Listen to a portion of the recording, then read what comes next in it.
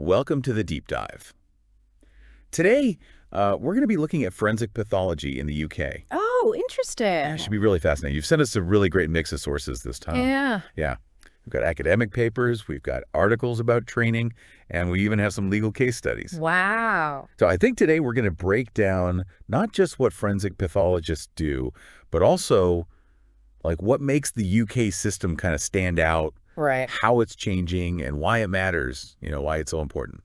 Yeah, and I think what's especially interesting about this topic is that the system actually varies across England, Scotland, Wales, and Northern Ireland. Right. So it's kind of like we have these four slightly different laboratories of practice, Yeah. all contributing to this one field, which is really cool. That's really interesting. So maybe not quite as glamorous as like, CSI or whatever, Right. but definitely more nuanced. For sure. One thing that I thought was interesting when I was going through the sources was how much the workload can vary depending on where in the UK a forensic pathologist is working. Yeah, absolutely. And it is actually quite tricky to make direct comparisons because each nation defines suspicious death a bit differently. Oh, interesting. Yeah, so for instance, in Scotland, deaths involving drug use are almost always investigated as potentially suspicious. Wow. Whereas in England, those cases might be handled differently. Okay. So this obviously has an effect on the number of cases that each system handles. So it's not just about like the raw number of deaths, Exactly. but it's also about the criteria for what is considered a suspicious death in the first place. Exactly.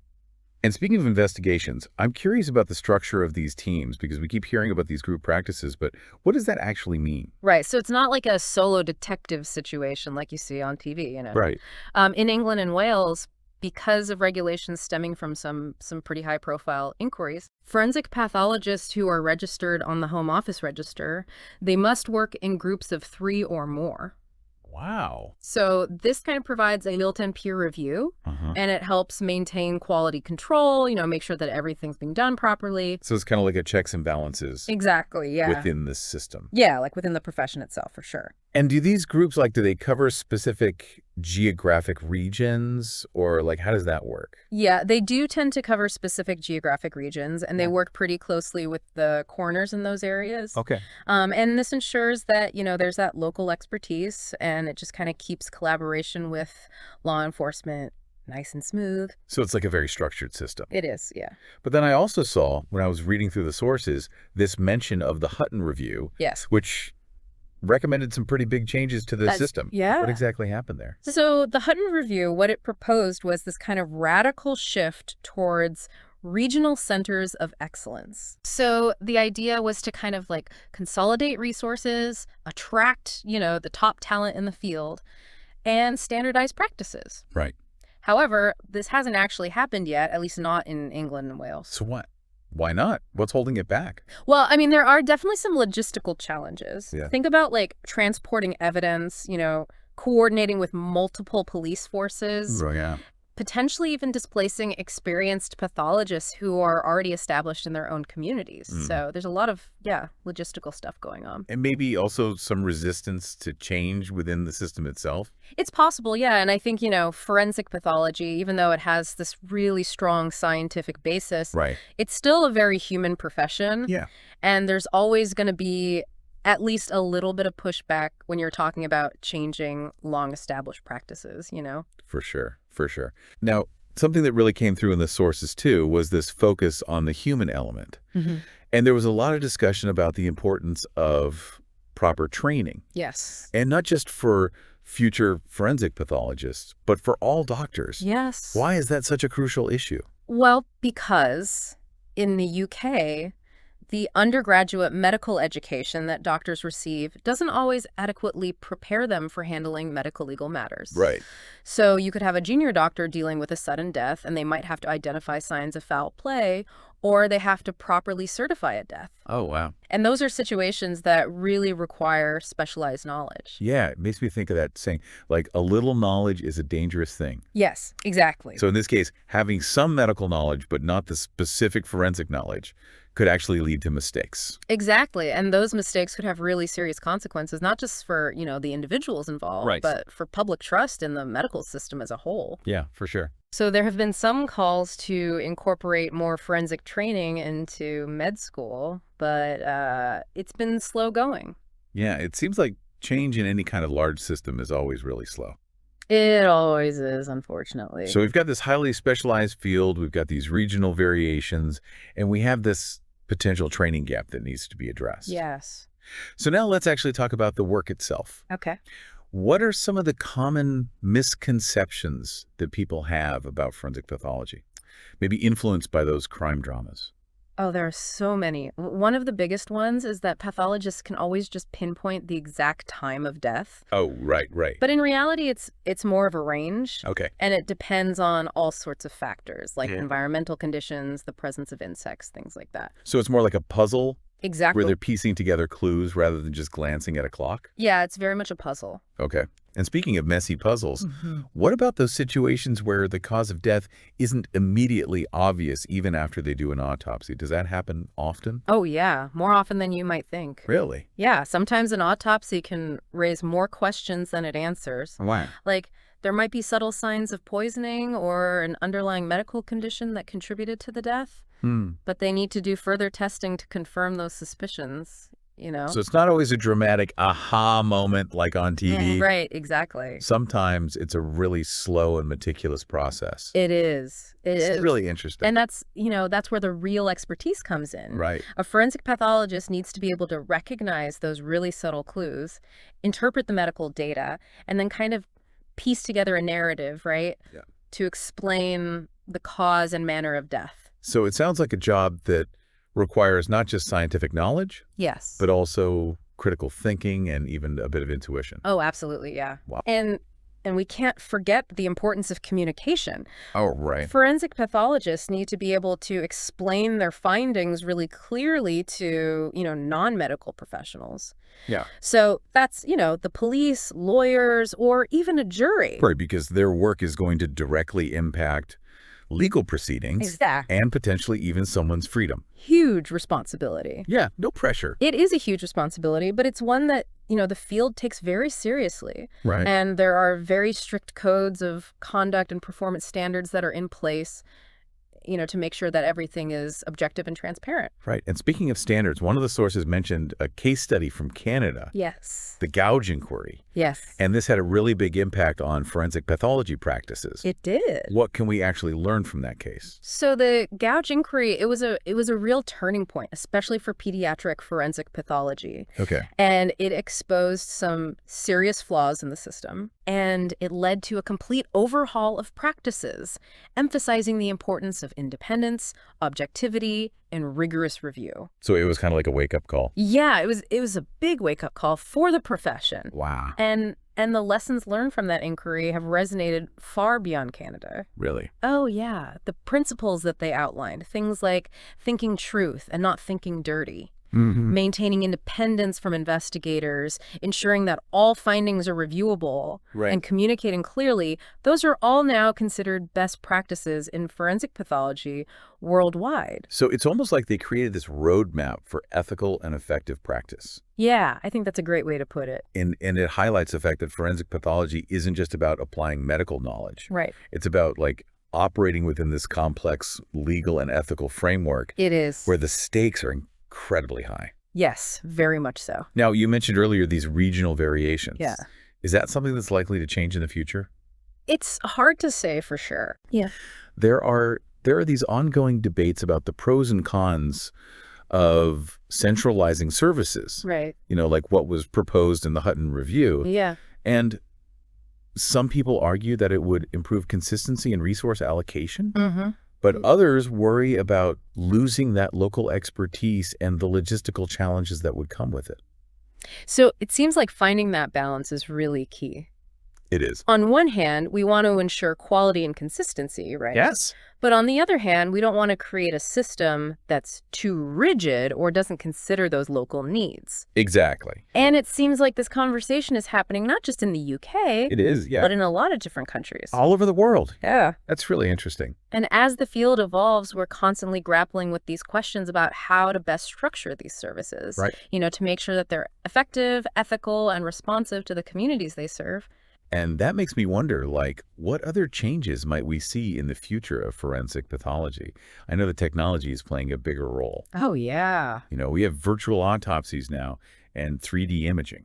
Yeah, technology is definitely changing the landscape, and it's really exciting to see how those advances are being incorporated into practice. For Yeah. instance, virtual autopsies, which use, CT scans and digital modeling, they can be incredibly helpful, Right. especially in cases where a traditional autopsy might be impractical or culturally sensitive. So it's not about replacing that human element. Right. It's about giving forensic pathologists more tools. Exactly, yeah, giving them more tools to do their jobs effectively. Now, those tools constantly evolving as well. Oh, yeah, all the time. Wow. We're seeing huge advances in DNA analysis, toxicology, and even AI. Wow. And it's helping us understand the human body and, the mechanisms of death in even greater detail. It's almost like we're entering this whole new era It really is, yeah. of forensic investigation. Yeah. But even with all of these advancements, it's important to remember that it's still a human endeavor at its core. It is, yeah. What do you mean by that? Well, ultimately, it's still the forensic pathologist who's interpreting the data, weighing the evidence, and Oh. forming those conclusions. So Yeah. technology can provide valuable insights, for sure, Yeah. but it can't replace that critical thinking, the judgment, Right. and even the empathy that are so crucial to this work. Yes, it's that human element, the ability to see the story behind the science Yes. that makes it so It fascinating. really does. Now, we've talked a lot about the training and qualifications required to become a forensic pathologist. Yeah. But what about the personal qualities? Hmm. What kind of person thrives in this field? That's a great question. Yeah. I think you definitely need a strong stomach Okay. and a certain level of detachment to Right. deal with the often gruesome realities of death, right? For sure. But beyond that, I think the best forensic pathologists are those who are naturally curious, meticulous, and really have a deep respect for the deceased. It's almost like a calling, isn't it? Yeah, I think in many ways it is. Yeah. It takes a special kind of person to dedicate their life to understanding death, Right. to seeking answers in the face of tragedy, Yeah. and to using their knowledge to serve justice and the common good. And it makes me think about the emotional toll that this work must take. Yeah. It can't be easy dealing with death on a daily basis. It's definitely not for everyone. Right. There is a lot of emotional heavy lifting involved, and it's so important for forensic pathologists to have a really strong support system, Right. whether it's family, friends, or colleagues. So it's not just about being a brilliant scientist. Right. It's also about being a resilient individual It is, yes. who can handle the weight of what they see and do. Absolutely. And I think that resilience comes from a really deep sense of purpose. Uh-huh. These are people who are driven by a desire to make a difference, to find answers, Yeah. and to bring closure to those who have been left behind. It's such a powerful motivation. It is. And it really speaks to the impact that forensic pathology has, not just on the legal system, Yeah, but on families and communities. absolutely. Their work can help solve crimes, identify missing persons, Wow. and provide answers that bring peace of mind to grieving families. That's incredible. It's really a reminder that even in death, there's still a story to be told. Yeah. And it's the forensic pathologist who helps us hear it. It's a reminder that every life has value Yes. and every death has meaning. Yes. And even in the darkest of times, there are people who are working so hard to bring light to the unknown. That's beautiful. I love that. And I think that that's actually a perfect note on which to transition to the next part of our deep dive. I agree. I agree. We've covered a lot of ground already, We have. but there's still so much more to explore. Yes. In the next segment, we're going to delve into some of the specific challenges facing forensic pathology today. We'll talk about ongoing training and education and the ethical considerations surrounding all this new technology that we've been talking about. Sounds good. And we'll look at the broader societal implications of this work, from public health and safety to even our understanding of human nature. I can't wait. It's going to be a fascinating conversation, so stay tuned.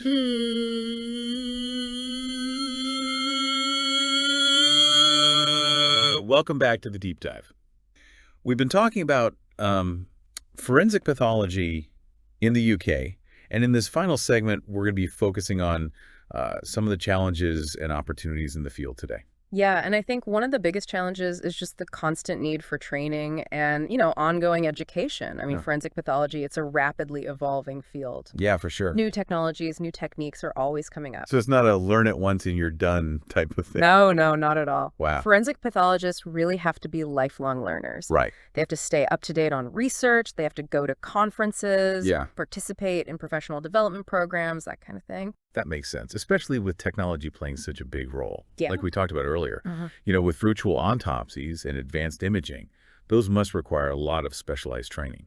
Absolutely. And it's not just about learning to use the technology itself, but also about understanding, its limitations, Right. the potential biases. Right. We have to make sure these tools are being used ethically and responsibly.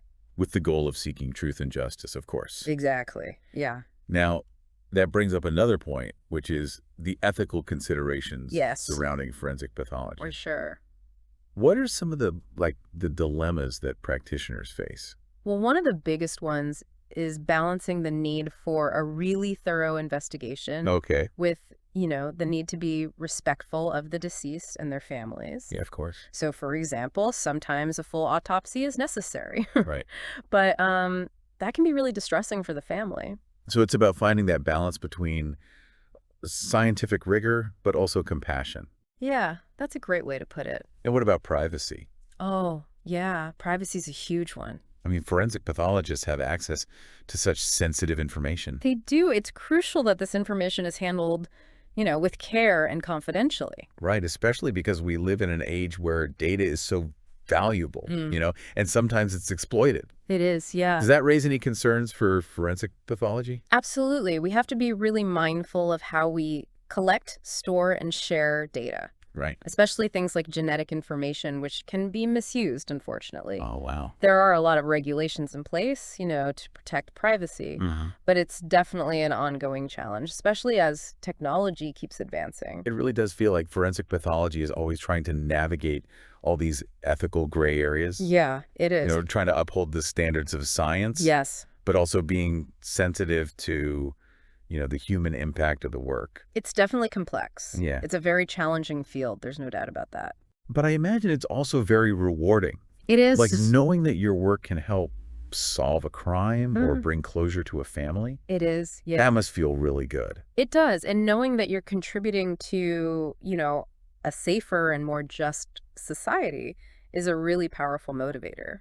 It really is a reminder that even though forensic pathology is so associated with death, Right. it's ultimately about life. Yeah. About protecting the living, seeking justice for the deceased, Yeah.